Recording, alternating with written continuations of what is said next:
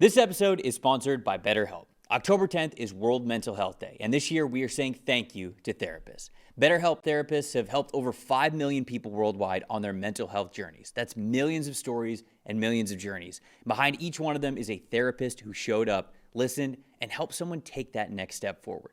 Moments in therapy, like asking the right questions, having a safe place to get emotional or cry, or small wins, they can change lives.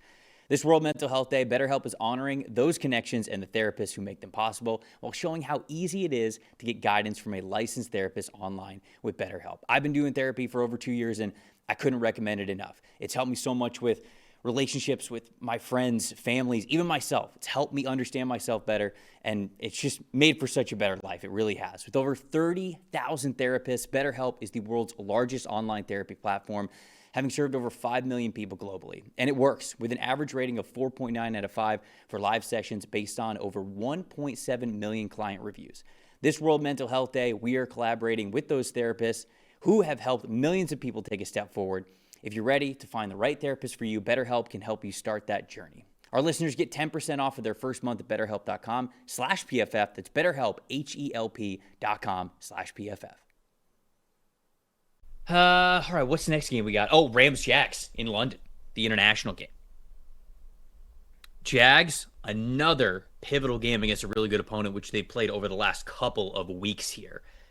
What are you looking at here for this one? I think the Jags have been on the winning side of things. So have the Rams, obviously. I think the Rams are one of the better teams in the NFL. They've just had a tough schedule at times, and not having Puka Nacua or having maybe a limited Puka Nacua, we'll see, because it's a day-to-day situation, McVay says.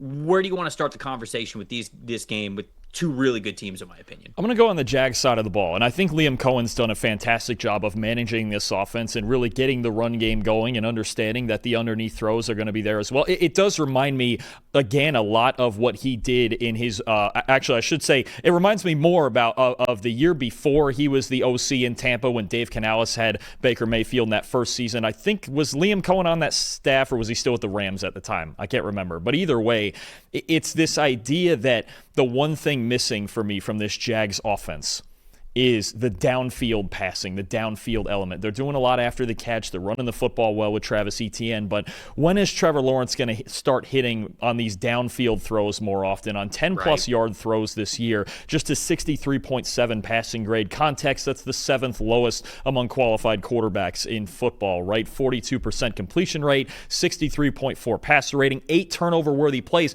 It's the one part missing, and I'm just wondering when is going to be the week, and they've played some tough defense. Obviously, last week playing Kansas City, that's obviously not, the easiest secondary to throw into, and they found a way to get a win, in part because he made a huge throw to Brian Thomas down the sideline. Can we get more of those? Or I think even against Seattle, it was more about Sam Darnold being able to work downfield and Trevor Lawrence just not quite as consistent. Obviously, the Jags have suffered from some drops as well from their receivers, but I think this is going to be a big question for me is, can Trevor Lawrence attack this Rams defense downfield, even on a handful of occasions? Yes, he's going to have to get rid of the football quickly against this elite pass rush, but Trevor's ability to once in a while hit home runs, and honestly, the Jags offense, they got to use Travis Hunter downfield more, right? Even last week, coming off of, we're going to use Hunter downfield, and then his average depth of target, I think this week was 4 yards. So can they add that in, albeit against a team right now that's second in coverage grade against these throws? That's the element they're missing. If the Jags can get a downfield element going to their passing game,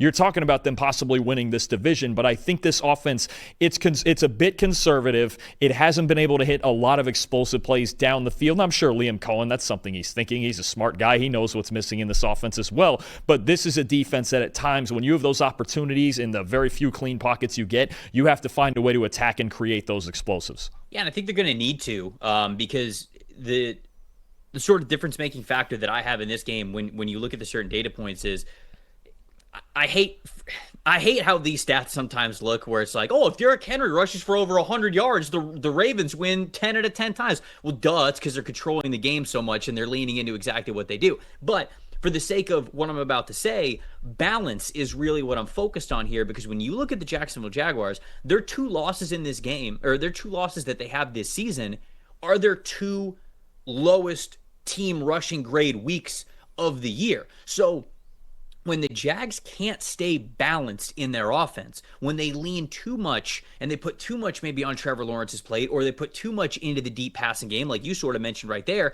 that's when they sort of had those inconsistencies and they tend to struggle a little bit. The issue is Rams have been really good at defending the run this season. A couple of years ago, they made a philosophical change to be a little bit more between the tackles in what they did, and they also made a philosophical change to be better up front in between the tackles when defending the run, I think because they knew where this game was going and how it was going to evolve, and they were ahead of the curve in that regard. So they're already playing well in that area. 78.6 run defense grade. That's second best in the NFL this season. Their EPA per rush allowed is just 15th, but still top half of the league there.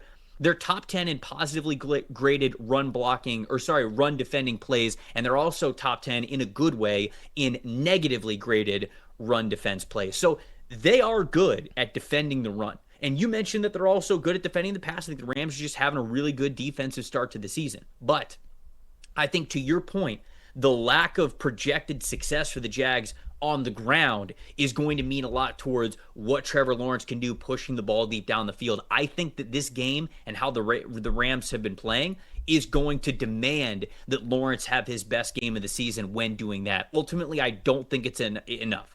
I'm going to say that the Rams win this game 23-21. I think it's going to be close, especially if Puka Nacua is a limited version of himself or even not playing in this game. But I do have faith in how the Rams are playing right now to be a little bit more consistent in a different environment, in a different preparation week for this international game. And I'll say Rams 23, Jags 21. This is a hard one because on the other side, on the Rams offense, assuming if they don't have Puka Nacua, it's going to be a little bit harder for them in the passing game because he's arguably the best receiver in football against zone coverage. And first of all, he's arguably the best receiver in football right now. Second of all, it's in big part because he is arguably the best receiver against zone coverage, and the Jags are such a zone-heavy defense, and they've been so disciplined in their assignments this year in zone coverage and taking the football away, right? So you lose Puka Nacua, you need somebody else to step up in that role because Devontae Adams has been a lot better against man and winning those one-on-ones this year than he has against zone, but that's also in part because they look for Nacua to find the space in those coverages.